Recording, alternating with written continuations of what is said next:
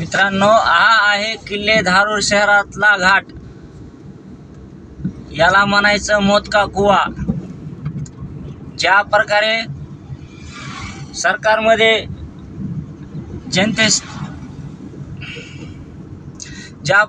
सरकार जनतेशी खेळत आहे, त्याच प्रकारे हा घाट देखील नागरिकांच्या जीवाशी खेळत आहे. आणि ह्याच्यामध्ये सरकारमध्ये कसलाही फरक नाही. ज्या प्रकारे सरकार भ्रष्टाचारी मंत्र्यांना किंवा भ्रष्टाचारी लोकांना आपल्या मांडीवर बसवतो, त्याच प्रकारे हा घाट जास्त गाडी पळवणाऱ्याला दरीत नेऊन बसवतो. परंतु काही काळ हा घाट सुखी असतो, कारण निवडणुकीच्या काळामध्ये या घाटाला आश्वासनं दिलेली असतात की या घाटाचं रुंदीकरण होणार आहे म्हणून मित्रांनो, या घाटातून येताना केव्हाही सावध या, कारण हा एक मोदका कुवा बनलेला घाट आहे.